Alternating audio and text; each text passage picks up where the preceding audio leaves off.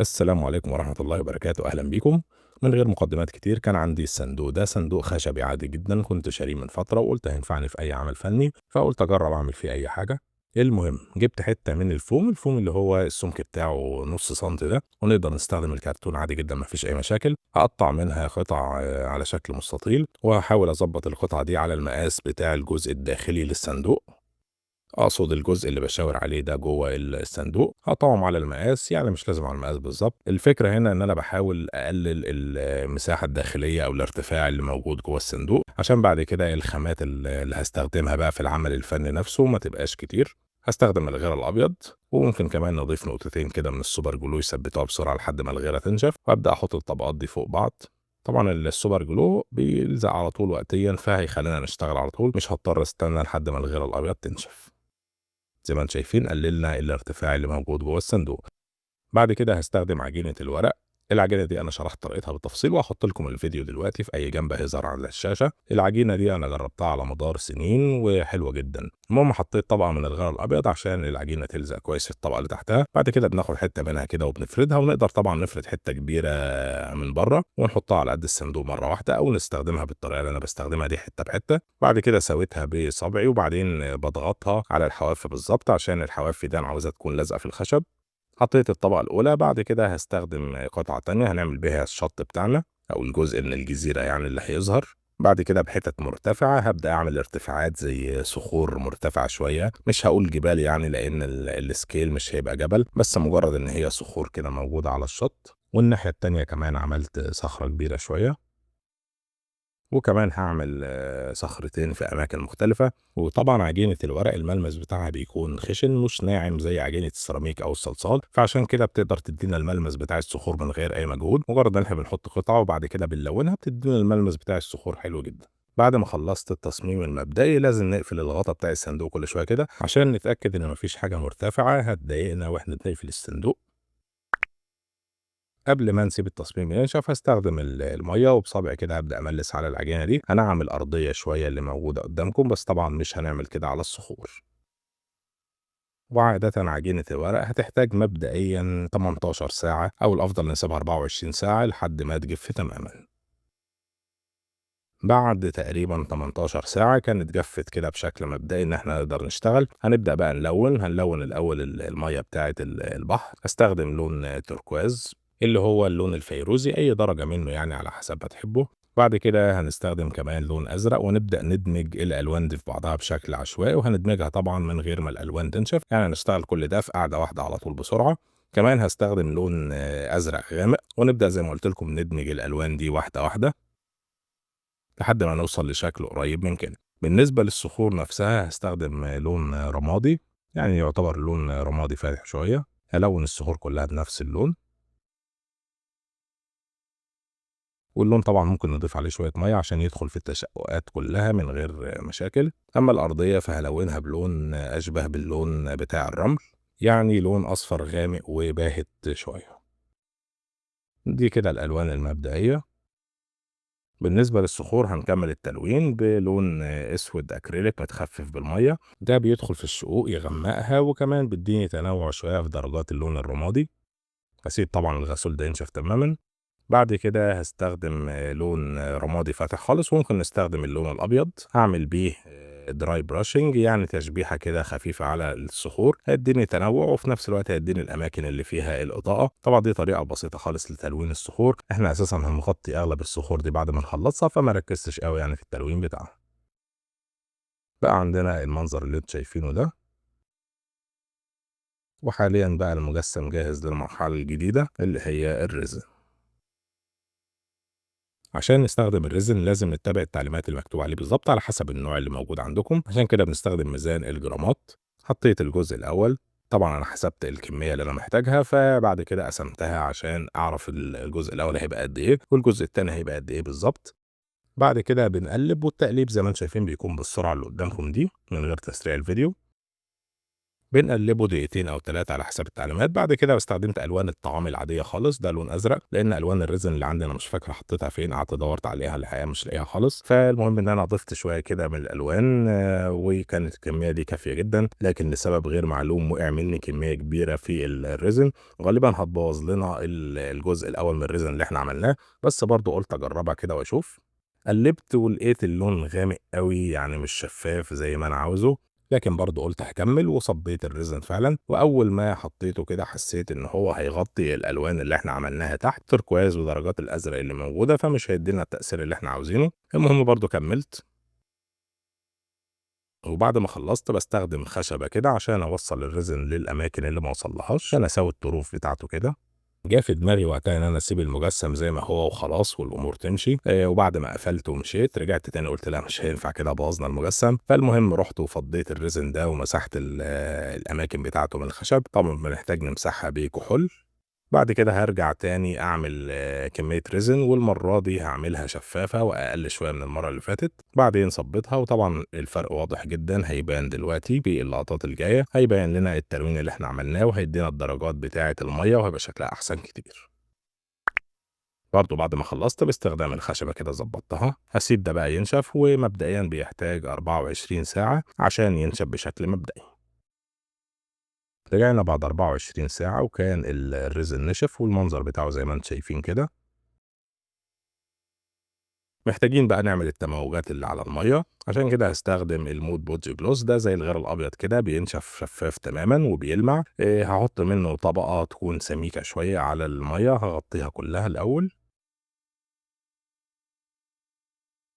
بعد كده هابدأ أشكِّل شكل الأمواج، بازُق كده الغيرة طبعًا قبل ما تنشف، وبابدأ أشكِّل بيها شكل الأمواج، هتبقى واضحة قدّامكم دلوقتي. طبعًا في الscale الصغير ده بيكون الMood Podge Gloss كافي جدًا، لكن لو بنعمل عمل فني كبير شوية، الأمواج كبيرة أو مرتفعة، مش هينفع الMood Podge. زي ما أنتم شايفين شكِّلت شكل الأمواج كده بشكل عشوائي شوية، بس كلها رايحة طبعًا في اتجاه واحد.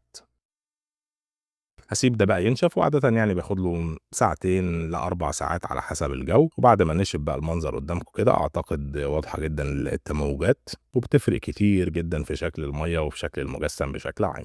وقبل ما أكمل باقي الخطوات، عاوز أقول لكم لو حد وصل للجزء ده في الفيديو، فأعتقد يعني إن هو مستمتع بالمحتوى بشكل ما، فلو سمحت يعني اعمل لنا لايك للفيديو واشتراك في القناة، دي أنسب طريقة تساعد بيها القناة على الانتشار.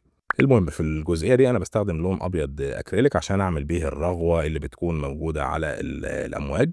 باحط كمية بسيطة جدًا من اللون على الطرف بتاع الفرشة، وأبدأ أمشي مع اتجاه الأمواج على الأجزاء المرتفعة اللي إحنا عملناها، حتى لو مش واضحة قدامكم في التصوير لكنها بتكون واضحة في الحقيقة مع الإضاءة وكده. بنحط على الطرف بتاع الأمواج بس.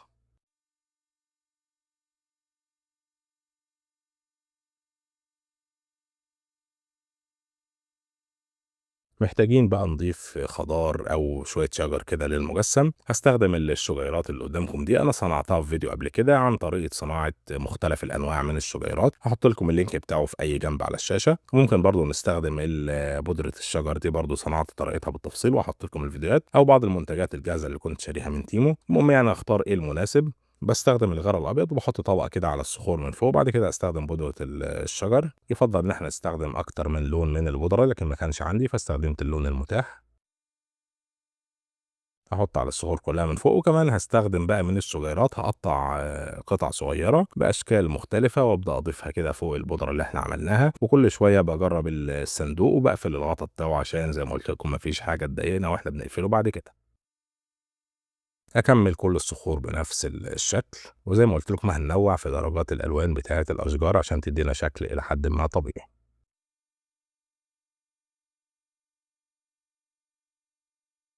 كده خلّصنا الجزئية الخاصة الأرضية والبحر. محتاجين بقى نعمل مركب صغيرة كده. هاستخدم حتّة من الخشب الMDF، الحتّة دي أسمك شوية من اللي أنا عاوزه، لكن هنضبّطها دلوقتي. وهاستخدم المناشير العادية دي في منشار صغير، منشار أركت، والمنشار التاني قطعت جزء من الخشب. بعد كده هارسم الشكل بتاع المركب. طبعًا أنا محتاج أعمل مركب صغير، هنا نقدر نتحكم في الحجم بتاع المجسم ككل بالتحكم في الحجم بتاع المركب بس. يعني لو عملت مركب كبير هتبان الصخور صغيرة، لو عملت المركب صغيرة هتبان الصخور بتاعتنا كبيرة. وأتمنى تكون الفكرة دي وصلت كويس. بعد ما كملت القطع بتاع المركب رسمت عليه من الجنب كده باقي الشكل بتاعه، وبعدين هاقطّعه. اللي بعد كده هاستخدم المبرد اللي قدامكم ده أو صنفرة خشب عادية، وهاصنفر قطعة الخشب لحد ما أوصل للشكل المضبوط. طبعًا النوع ده من الخشب اللي هو الMDF بيتصنفر بسهولة جدًا، وزي ما قُلت لكم نقدر نستخدم صنفرة الخشب العادية خالص، استخدمتها على الجزء اللي فوق عشان أشيل الجزء الملون اللي كان موجود في الخشب، اللي هو الجزء الناعم ده ما كنتش محتاجه. بقى عندي الشكل الأساسي بتاع المركب. كمان استخدمت قطع الخشب الصغيرة دي هاعمل بيها بقى الأوض اللي بتبقى موجودة كده والتفاصيل اللي موجودة على سطح المركب نفسه. هاستخدم السوبر جلو هيكون كافي جدًا. هالزق القطع الخشبية دي حتة ورا كده في آخر المركب وحتة قدامها على طول. بعد كده هاكمل عليهم بالسوبر جلو. يُفضّل هنا إن إحنا نسقسق الخشب كله بالسوبر جلو، لإنه بيقويه جدًا ويخلّيه بقى ما ينفعش إن هو يتصنفر، لإن خشب الMDF بشكل عام ضعيف، فسقسقته كله زي ما أنتم شايفين كده. كمان جيت على الجزء اللي فوق ده وهالزق حتة من الكرتون أكبر شوية من الحجم بتاعه، زي غطا كده فوق الأوضة. بقى عندي الشكل اللي أنتم شايفينه ده. هنبدأ نلوّن الجزء اللي فوق كله باللون الأبيض، يعني السطح بتاع المركب والأوض دي كلها باللون الأبيض. أمّا الجوانب بتاعة المركب فهالوّنها باللون الأحمر، وطبعًا الألوان تقدروا تلوّنوها زي ما تحبوا، بندّي طبقة أو 2 على حسب ما محتاجين. بقى عندنا المنظر ده. بعد كده هاستخدم قلم لونه أسود، وطبعًا القلم بيخلّيني أتحكم بسهولة، لكن نقدر نستخدم الفرشة من غير مشاكل. عملت جزء كده حوالي 3 مللي في الجزء اللي فوق.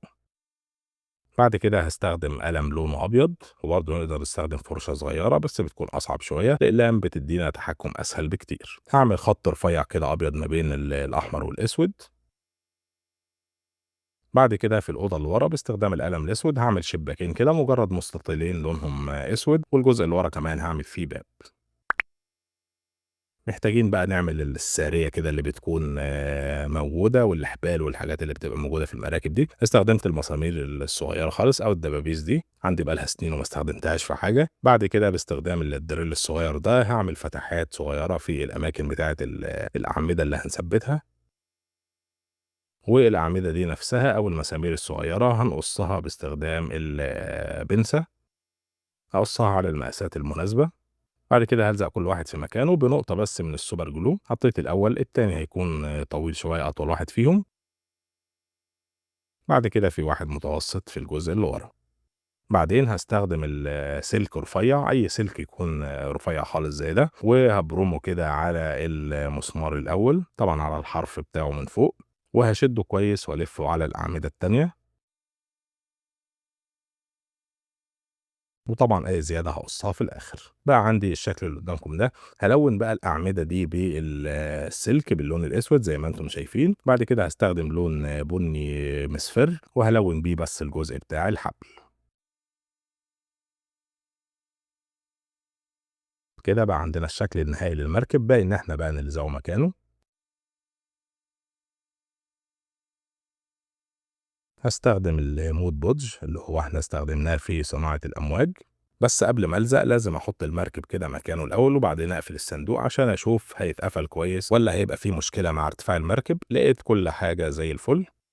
هاستخدم الMod Podge جزء كده على المركب من تحت، وبعد كده هالزقه مكانه، وكمان هاكمل بشوية من الMod Podge حوالين المركب عشان أدمجه كده مع الأمواج، ما يبقاش مرتفع عليها. هاحط طبقة سميكة وهاسيبها تنشف، وكده خلصت. لو عجبكم الفيديو ما تنسوش اللايك والاشتراك في القناة، ما تنسوش كمان تعملوا شير مع أصحابكم اللي حابين يتعلموا النوع ده من الأعمال الفنية، والأهم ما تنسوش إخوانكم في غزة والسودان من دعائكم وتبرعاتكم، دي أقل حاجة نقدمها. وختاما اللهم صل على سيدنا محمد وعلى آله وصحبه وسلم. سبحانك اللهم وبحمدك، أشهد أن لا إله إلا أنت، أستغفرك وأتوب إليك. سلام.